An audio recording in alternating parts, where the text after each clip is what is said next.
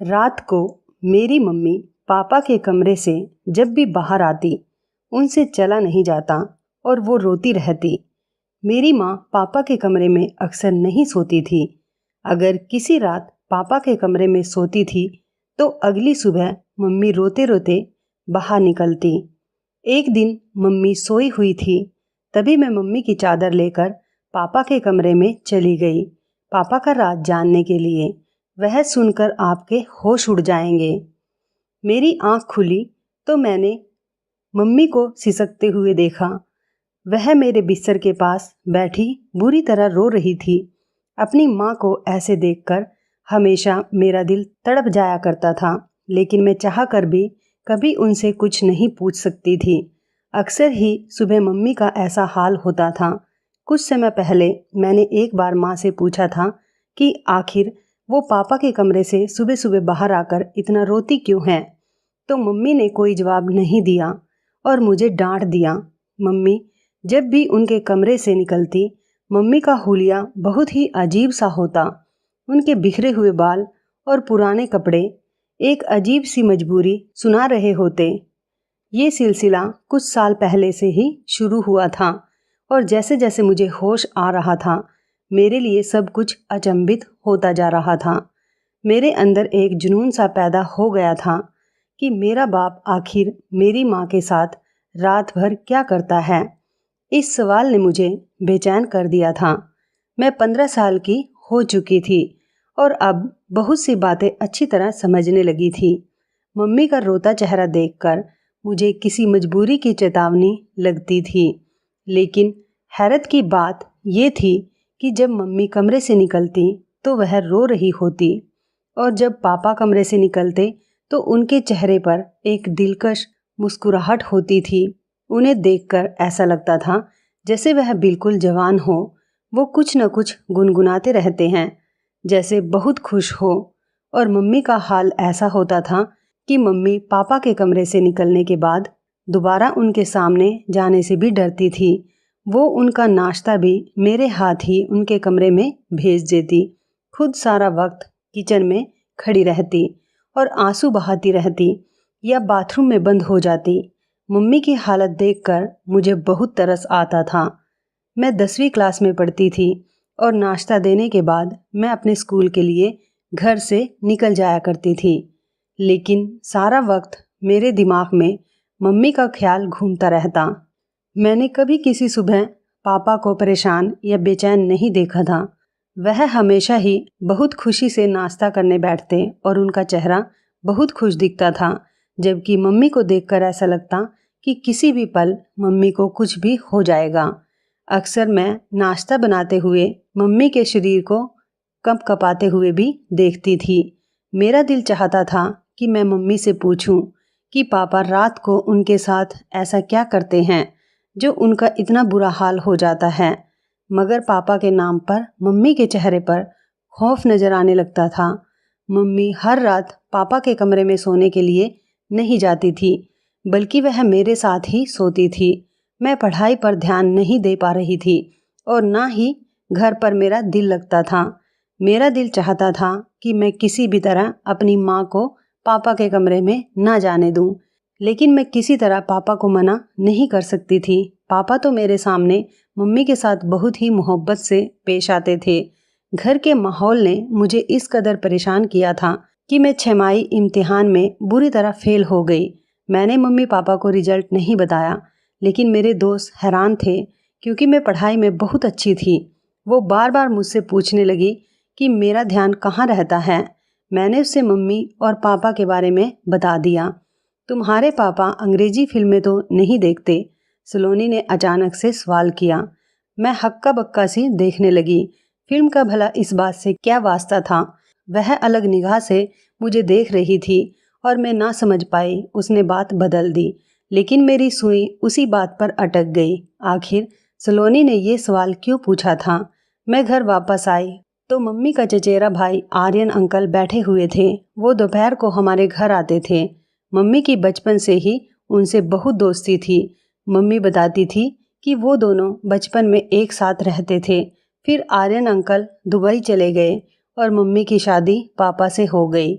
Mummy की शादी को 17 साल हो चुके थे और मैं उनकी इकलौती बेटी थी।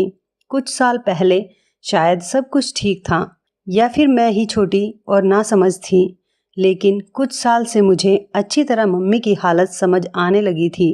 मैं जान गई थी कि मेरा बाप अच्छा आदमी नहीं है, वह मेरी माँ की तकलीफ़ की वजह है और इसी बात ने मेरे दिल में अपने बाप के लिए दुश्मनी पैदा कर दी थी। आर्यन अंकल से हमारी मम्मी की बहुत अच्छी दोस्ती थी। वो साल भर पहले ही इंडिया वापस आए थे और मम्मी से मिलने के लिए अक्सर आते थे, लेकिन मम्मी को उनका आना अच्छा नहीं लगता था। आर्यन अंकल के जाने के बाद मम्मी अक्सर मुझे कहती थी कि अगर तुम्हारे पापा को पता चला कि आर्यन मिलने रोज आता है तो बहुत बुरा होगा। मैं माँ को दिलासा देती कि पापा को कैसे पता चलेगा, पापा सुबह काम पर जाते हैं, रात को ही घर आते हैं। मुझे तो आर्यन अंकल बहुत अच्छे लगते थे, वो हमेशा आते हैं और मम्मी का मूड अच्छा करके जाते हैं। मेरे लिए भी बहुत से सामान लेकर आते हैं। पापा की आमदनी इतनी कम थी कि गुजर बसर भी मुश्किल से होता था। मम्मी ना जाने कैसे पापा जैसे जालिम इंसान के साथ जिंदगी गुजार रही थी। रात में मैंने अपना और मम्मी का बिस्तर लगाया और मम्मी के साथ आंखें बंद करके लेट गई। थोड़ी देर में पापा मेरे कमरे में आए। मम्मी मेरे साथ ही सोने के लिए लेटी हुई थी। पापा ने उन्हें साथ चलने को कहा तो मम्मी ने दबी दबी आवाज़ में इनकार किया। मैंने आंखें नहीं खोली थी। मैं सुनना चाहती थी कि पापा मम्मी से क्या कहते हैं। चल ना कृतिका, मैं तुझे बिल्कुल तंग नहीं करूँगा, वादा। पापा की आवाज़ मेरे कानों में पड़ी, जिसमें मोहब्बत की मिठास थी। मुझे नहीं जाना तुम्हारे साथ, तुम हमेशा ऐसे ही कहते हो। मम्मी ने एक बार फिर इनकार किया। तुम्हें सोचना चाहिए, अब हमारी बेटी जवान है, वो 100 सवाल करने लगी है, लेकिन तुम्हें इस बात से कोई फ़र्क नहीं पड़ता। मम्मी ने धीमे लहजे में पापा को जवाब दिया। पापा ने ज़बरदस्ती मम्मी को हाथ पकड़कर उठाया और अपने साथ लेकर चले गए। मुझे अजीब सी घबराहट होने लगी थी। पापा मम्मी के साथ ना जाने क्या करते थे और सलोनी की अंग्रेजी फिल्म वाली बात भी मेरे दिमाग में अटक गई थी। 2 घंटे गुजर गए थे, लेकिन मम्मी वापस नहीं आई। मैं पानी पीने के लिए कमरे से निकलकर रसोई में गई। मम्मी थोड़ी देर में मेरे पीछे चली आई। मैंने एक गहरी निगाह मम्मी पर डाली। उनके बाल बिखरे हुए थे और कमीज कंधों की जगह से फटी हुई थी। इस बात ने मुझे बहुत चौंकाया। मम्मी को मेरी नज़रों का एहसास हो गया था। वो जल्दी से दुपट्टे को अच्छी तरह से लपेटने लगी। मेरे सामने ही मम्मी ने सुबह सही कपड़े पहने थे, लेकिन फिर अचानक ही मम्मी की कमीज कैसे फट गई। मम्मी मुझसे पूछ रही थी कि मैं इतनी रात को क्यों जाग रही हूँ। मैंने झूठा बहाना बनाया कि मैं अभी उठकर पानी पीने आई थी। मम्मी मेरे साथ वापस मेरे कमरे में आ गई। मैंने सोने के लिए आंखें बंद कर ली, लेकिन मुझे मम्मी की सिसकियों की आवाज़ सुनाई दे रही थी। मेरा दिल चाह रहा था कि मैं उठकर अपनी मम्मी को तसल्ली दूं और दिल में आए सारे सवाल को ज़बान पर ले आऊं, लेकिन मैं अपनी जगह खामोश पड़ी रही। पापा सुबह सुबह ऐसे तैयार होकर कमरे से निकले थे जैसे कोई जवान लड़का हो। पापा की आमदनी कम थी, लेकिन पापा हमेशा खुश रहते, मुस्कुराते रहते। काम पर हमेशा ऐसे तैयार होकर जाते जैसे सेठ आदमी हो। मैंने उल्टी निगाह अपने बाप पर डाली, जिससे मुझे आज भी नफरत महसूस हो रही थी। पापा के आगे नाश्ता रखकर मैं स्कूल चली गई। सारा दिन स्कूल में भी मेरा दिमाग मम्मी के फटे हुए कपड़ों की तरफ था। स्कूल से वापसी पर मुझे आर्यन अंकल मिल गए। मुझे देखते ही उन्होंने मुझे अपनी गाड़ी में बैठा लिया। मैं बिना सोचे समझे उनकी गाड़ी में बैठ गई। आर्यन अंकल ने गौर से मेरी तरफ देखा और कहने लगे कि मुझे बताओ, तुम्हें क्या परेशानी है, तुम इतनी खोई खोई सी क्यों रहती हो। मैं इस कदर जज्बाती हो चुकी थी कि मैंने आर्यन अंकल को सारी बात कह दी। मेरी बात सुनकर आर्यन अंकल कहने लगे कि तुम्हें अंदाज़ा भी है कि तुम्हारा बाप अच्छा आदमी नहीं है। तुम अपनी माँ को अपने बाप से आज़ादी क्यों नहीं दिलवा देती। कब तक तुम दोनों उनके जुल्मों की चक्की में पिसते रहोगे। आर्यन अंकल ने बहुत ही फिक्रमंदी से मुझे एडवाइस दी, जिसे सुनकर मेरे होश उड़ गए। मैं पापा को छोड़ने के बारे में सोच भी नहीं सकती थी। पापा ने मेरे साथ कभी ऊंची आवाज़ में बात तक नहीं की थी। फिर मैं पापा को जालिम कैसे कहती। मैं तो ये भी नहीं जानती थी कि बंद दरवाजे के पीछे मम्मी और पापा के बीच में क्या होता है। आर्यन अंकल की बात सुनकर मैं सोच के समुंदर में डूब गई। बहुत सोचने के बावजूद भी मुझे पापा की कोई ऐसी बात याद नहीं आई थी जिससे उन्हें जालिम करार देती, लेकिन मम्मी की आंखों में आंसू पापा को जालिम साबित करते थे। आर्यन अंकल मुझे स्कूल से लेकर घर चले आए और खुद भी अंदर आ गए। मम्मी हम दोनों को देखकर खुश हो गई थी। हमारे लिए फौरन खाना लगा दिया।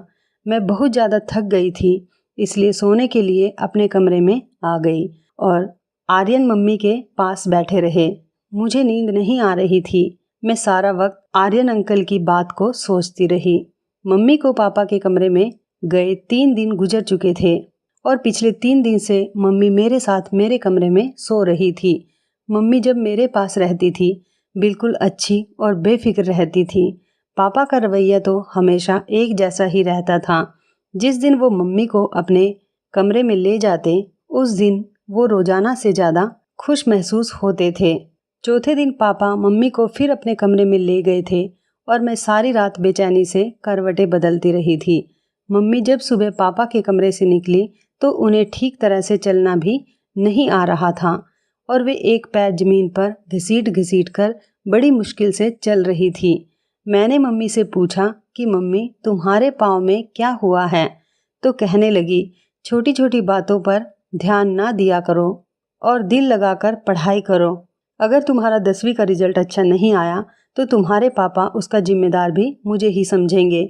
मम्मी की आंखों से टिप टिप आंसू गिरने लगे और पापा के लिए नाश्ता बनाने चली गई। उसके बाद दोबारा किचन से बाहर ना आई। मैं मम्मी से नाश्ता लेने के बाद पापा के पास गई। उन्हें नाश्ता दिया तो पापा मुझसे मेरी पढ़ाई के बारे में पूछने लगे। पापा के लहजे में इतना शहद था कि मैं पापा की इस दोगले बर्ताव पर हैरान रह गई थी। पापा किसी तरह भी सख्त जालिम नजर नहीं आते थे, बल्कि मम्मी की हालत चीख चीख कर पापा के जुल्म की दास्तां सुनाती थी। मैं पापा को नाश्ता देने गई तो पापा मुझसे मेरी पढ़ाई के बारे में पूछने लगे। मैंने पापा से कहा कि मुझे मम्मी के बगैर नींद नहीं आती और वो मम्मी को रात को अपने कमरे में ना बुलाया करे। मेरी बात सुनकर पापा मुस्कुराने लगे, कहने लगे, मैं तो कभी कभी तुम्हारी माँ को अपने पास बुलाता हूँ। मेरा भी तुम्हारी माँ पर हक है और मैं उससे बहुत मोहब्बत करता हूँ। पापा की बात सुनकर मेरा खून खोल उठा था, क्योंकि उनकी मोहब्बत के नज़ारे मैं आए दिन देखा करती थी, लेकिन पापा से कुछ बोलने के बारे में मैं सोच भी नहीं सकती थी। इसलिए खामोशी से स्कूल के लिए चली गई। स्कूल में टीचर पढ़ाते हुए हमें समझा रही थी कि कभी भी पूरा सच जाने बगैर कोई फैसला नहीं करना चाहिए। आधा सच हमेशा बहुत खतरनाक होता है, जो इंसान को बर्बाद करके रख देता है। टीचर की बात ने मेरे दिमाग की एक और खिड़की खोल दी थी। मैंने सोच लिया कि पापा का पूरा सच जानकर रहूंगी और फिर अपनी माँ को पापा से आज़ादी दिलवा दूंगी। आर्यन अंकल ने मुझसे वादा किया था कि वह हर वक्त मेरी मदद करने को तैयार रहेंगे। मेरी माँ बिल्कुल मेरे जैसी थी। मैं उम्र में 15 साल की थी, लेकिन नाक नक्श से मैं बिल्कुल अपनी माँ की तरह थी। अगली रात मैंने खुद ही अपनी माँ को नींद की दवा देकर सुला दिया और खुद अपनी माँ की चादर ओढ़कर पापा के कमरे में चली गई। पापा के कमरे में एक छोटा सा बल्ब जल रहा था। पापा अंधेरे की वजह से मुझे मम्मी समझ बैठे थे। मेरी खुशनसीबी है कि कीर्तिका आज खुद चलकर मेरे कमरे में आई हो। पापा बहुत ही खुशी से कहते हुए मेरे करीब आए, मेरा हाथ पकड़कर अपने बराबर में बैठा लिया। पापा के बराबरी में बैठे मेरा शरीर कांप रहा था। मैं नहीं जानती थी कि उससे आगे मेरे साथ क्या होने वाला है, लेकिन आज मैं पूरा सच जानना चाहती थी। पापा बहुत मोहब्बत से कहने लगे, कीर्तिका बेटी जवान हो रही है, ये कहकर तुम मुझसे इस कदर दूर हो गई हो कि मुझे ज़बरदस्ती तुझे अपने कमरे में बुलाना पड़ता है। मेरा भी तो तुझ पर कुछ हक है। मैं मानता हूँ कि हमारी बेटी जवान हो रही है, लेकिन वो इतनी छोटी भी नहीं है कि उसे ये समझ ना हो कि माँ बाप एक कमरे में एक साथ रहते हैं। तू सारा दिन काम करके थक जाती है। चल अब सुकून से मेरे साथ सो जा। मैं तुझे अपने करीब देखकर खुश हो जाता हूँ। पापा को अंधेरे की वजह से मेरा चेहरा नज़र नहीं आ रहा था और पापा ने खुद ही मुझे अपने तकिए पर लेटा दिया। वे बहुत धीरे धीरे मेरे कान के करीब होकर बातें करने लगे। वे कह रहे थे कि अपनी आमदनी का कुछ हिस्सा उन्होंने जमा कर लिया है, जिससे वह मेरी शादी करेंगे। उसके बाद जो कुछ पापा ने कहा वो सुनकर मेरे होश उड़ गए। वे कह रहे थे, मैं जानता हूँ कि आर्यन ने एक बार फिर हमारे घर का रास्ता देख लिया है, लेकिन कीर्तिका, मैं तुझे बता दूं कि वो इंसान ठीक नहीं है और ना ही उसकी नीयत अच्छी है। पहले भी एक बार वो तुझे बर्बाद करने की कोशिश कर चुका है और अब तो हमारे घर जवान बेटी भी है, इसलिए तो एहतियात का दामन थाम के रखना। पापा को अभी तक मालूम नहीं था कि मैं मम्मी नहीं बल्कि उनकी बेटी हूँ। पापा बहुत आहिस्ता से मेरे बालों में हाथ फेर रहे थे और कुछ ही देर में पापा को नींद लग गई। काफ़ी देर तक मैं पापा के पास लेटी थी, लेकिन पापा तो बहुत गहरी नींद सो चुके थे। मैं खामोशी से उठकर कमरे से बाहर निकल आई। पापा ने कुछ भी ऐसा नहीं किया जिससे मुझे कुछ भी समझ आता, इसलिए आर्यन अंकल और मम्मी को लेकर मेरे दिल में बहुत से सवाल पैदा हो चुके थे। अगली सुबह पापा रोजाना की तरह थे और उनका चेहरा ऐसे था जैसे मम्मी के साथ रात गुजारने के बाद हुआ करता था। मैं खामोशी से पापा का जायजा ले रही थी, लेकिन मुझे पापा के रवैये में कोई बदलाव नज़र नहीं आ रहा था। स्कूल से वापस लौटी तो घर के बाहर ही आर्यन अंकल की गाड़ी खड़ी हुई थी। मैं हमेशा दूर से नमस्ते कर घर आती थी, लेकिन आज मैं चोरों की तरह दबे पांव घर में घुस गई। मम्मी और आर्यन अंकल मेरे कमरे में एक साथ बैठे बातें कर रहे थे। उन्हें मेरी मौजूदगी का एहसास नहीं था। जो कुछ मैंने अपने कानों से सुना वह सुनकर मेरे होश उड़ गए। मैं सोच भी नहीं सकती थी कि वो सच जिसे जानने के लिए मैं बेताब थी वो इस कदर भयानक है। मम्मी आर्यन अंकल से हंसकर कह रही थी कि मैंने अपनी गुड़िया के दिल में उसके पापा के खिलाफ पूरी तरह नफरत का बीज बोया है और अब वो दिन दूर नहीं जब मेरी बेटी अपने बाप के खिलाफ खड़ी हो जाएगी। वो बुढ़ा जबरदस्ती मुझे अपने साथ इस रिश्ते में बांध कर रखे हुए हैं, लेकिन अब मैं आज़ादी चाहती हूँ। वह मुझे कमरे में लेकर जाता है और मुझसे बात करते करते ही सो जाता है, लेकिन जैसे ही मैं बाहर निकलती हूँ तो अपना हुलिया खुद ही खराब कर लेती हूँ। मैंने गुड़िया के दिल में ये बात अच्छी तरह बिठा दी है कि उसका बाप मुझ पर जुल्म करता है। एक दिन तो मैंने खुद ही अपनी कमीज तक फाड़ डाली। मैं चाहती हूँ कि जब मैं उस बुढ़े से आज़ादी की बात करूँ तो मेरी बेटी मेरी ढाल बन जाए और मुझे अपनी गुड़िया को छोड़कर उसके घर से ना निकलना पड़े। गुड़िया तो दुनिया को मेरी बेगुनाही और अपने बाप के जुल्म की दास्तां सुना देगी और मैं गुड़िया को लेकर तुम्हारी जिंदगी में शामिल हो जाऊंगी। आर्यन अंकल हंसते हुए कहने लगे कि हाँ, मैंने गुड़िया से भी कह दिया है कि उसे जब भी मेरी मदद की जरूरत होगी मैं चला आऊँगा। मम्मी आर्यन अंकल से कहने लगी कि पहले की तरह तुम मेरे साथ बेवफाई ना करना। एक बार पहले भी तुम मुझे बीच रास्ते में छोड़कर चले गए थे। उस वक्त मेरे पति ने मुझे माफ़ करके अपनाया था। आर्यन अंकल मेरी माँ के हाथ पकड़कर कहने लगे कि मैंने बहुत मजबूरी में तुम्हारा हाथ छोड़ा था, क्योंकि मेरे घर वाले इस बात के बिल्कुल खिलाफ थे कि मैं एक शादीशुदा औरत से रिश्ता रखूं। लेकिन अब मुझे रोकने वाला कोई नहीं है। मैं पूरे दिल से तुम्हें और तुम्हारी बेटी को अपनाऊंगा। बस गुड़िया को किसी भी तरह ये सच पता ना चले कि उसका बाप जालिम नहीं बल्कि हम उसे जालिम साबित करना चाहते हैं। गुड़िया ही है जो हम दोनों को एक करवा सकती है। मम्मी और आर्यन अंकल को यकीन हो गया कि सब कुछ वैसा ही होगा जैसे उन दोनों ने सोच रखा है। वो दोनों हंसते हंसते थक चुके थे और मेरे कदमों तले जमीन निकल गई थी। मेरी माँ सिर्फ मुझे ही नहीं बल्कि मेरे पापा को भी पूरी तरह धोखा दे रही थी और वह मेरे पापा के घर में बैठकर एक दूसरे आदमी के साथ मिलती थी और नए रिश्ते की बातें कर रही थी। मुझे पापा की बात याद आ गई कि आर्यन ने पहले भी हमारा घर उजाड़ने की कोशिश की थी। मैं बहुत कुछ जांच गई थी, इसलिए कमरे के अंदर दाखिल हो गई। मुझे देखकर मम्मी और आर्यन अंकल चौंक उठे, लेकिन थोड़ी देर में उन्होंने अपने आप पर काबू पा लिया। आर्यन अंकल ने मेरी तरफ चॉकलेट बढ़ाई। मैंने चॉकलेट पकड़ने के बजाय मम्मी की शक्ल देखी और सख्त लहजे में मम्मी से पूछा कि आपको मुझे बताना पड़ेगा कि आखिर आपको पापा से क्या मसला है। मम्मी जान चुकी थी कि उनके झूठ का पोल खुल चुका है, इसलिए बिना झिझके मम्मी ने मुझे सारा सच बता दिया। मम्मी शादी से पहले अंकल से प्यार करती थी, लेकिन आर्यन अंकल उनसे शादी करने के बजाय दुबई जाकर नौकरी करने लगे और मम्मी की मोहब्बत को छोड़कर अपना करियर चुन लिया। बचपन की मोहब्बत ने अपना रंग कच्चा ना होने दिया और मम्मी के दिल में आर्यन अंकल की मोहब्बत का रंग बसा रहा। मम्मी के घर वालों ने मम्मी के लिए पापा को पसंद कर लिया। मम्मी जवान और खूबसूरत थी, जबकि पापा उम्र में 10 साल बड़े थे और पापा सांवले शक्ल सूरत के मालिक थे, जबकि आर्यन अंकल हैंडसम थे। मम्मी के लिए पापा का रिश्ता घर वालों की मर्जी से था और मम्मी ने अपने घर वालों की ज़बरदस्ती पर पापा से शादी तो कर ली, लेकिन वो कभी पापा को दिल से अपना नहीं पाई थी। ज़बरदस्ती का ये रिश्ता मम्मी के लिए किसी बोझ की तरह था, लेकिन मम्मी इस रिश्ते को किसी तरह चला रही थी कि तभी शादी के 1 साल बाद ही मैं माँ की गोद में आ गई थी। मम्मी की शादी के 8 साल बाद आर्यन अंकल दुबई से कुछ दिन के लिए वापस आए, तो उनके दिल में मम्मी को देखकर एक बार फिर से जज्बात जाग उठे।